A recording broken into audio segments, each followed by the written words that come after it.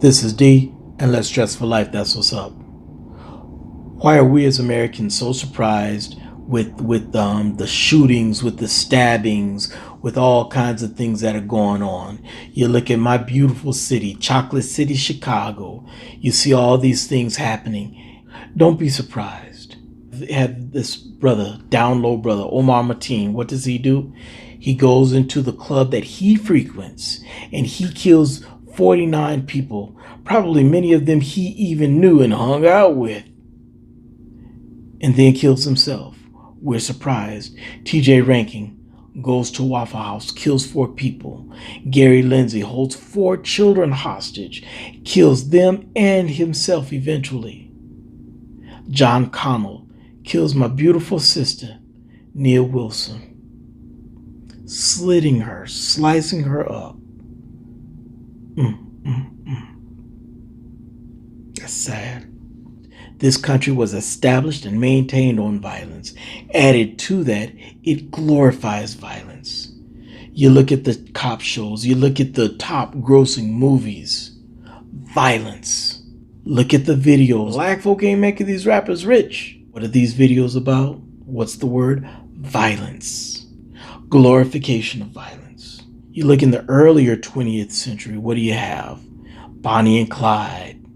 They went on a 2-year crime spree. He and she were responsible for the death of 14 people. Police got them, killed them, and their vehicle was on display for people to come and see far and wide. What was their legacy? Their towns are shrines.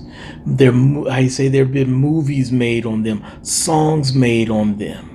The very first Public Enemy #1 was also a gangbanger. Who am I talking about? John Dillinger, gangbanger, gang leader, escaped convict, robbed banks, over 20 banks, robbed police stations, engaged in all kinds of shootouts. He was killed in Chocolate City, Chi-Town, Chicago, by the FBI and police. And what did people do with his blood? They dipped their hands in it, put their handkerchiefs in the blood because they wanted the souvenir. How many books, how many movies have been written regarding John Dillinger?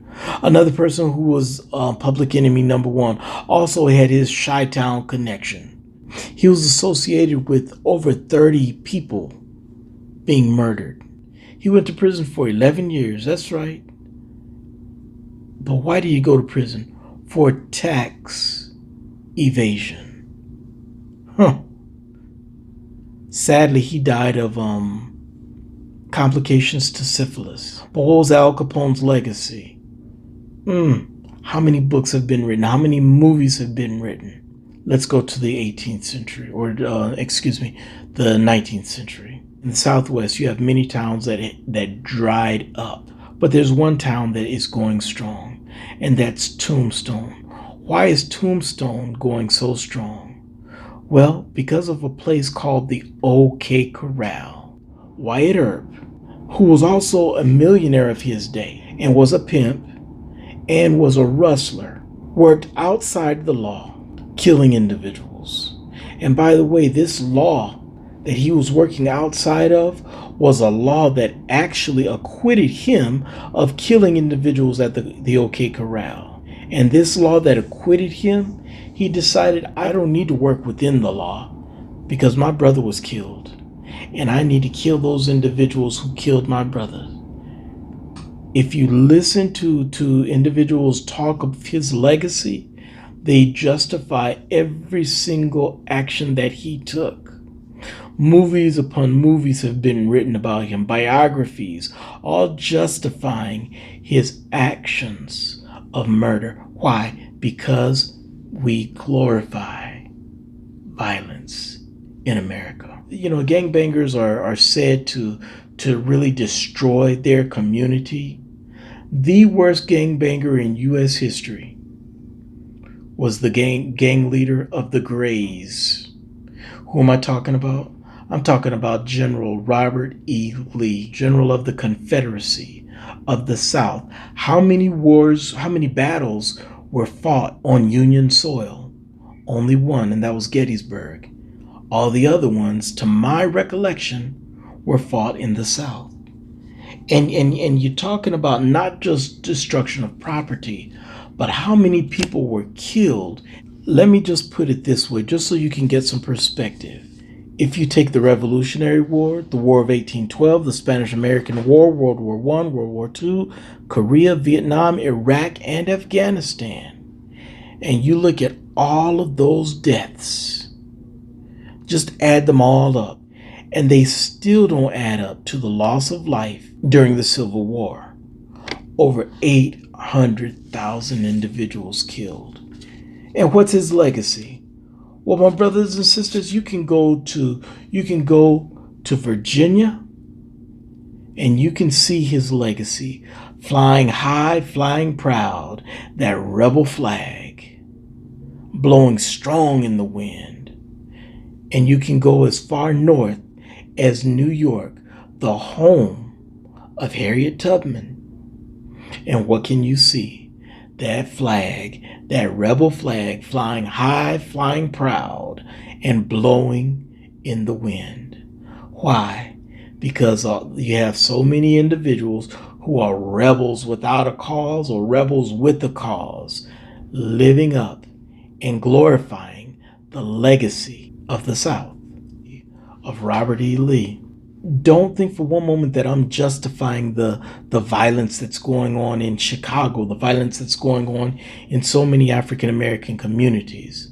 But if we're real with it, it didn't just come out of nowhere. But with all that being said, my brother, my sister, you need to keep yourself through all these trying times. And what's the first thing that you can do is remember that you need to be safe and take action to be safe.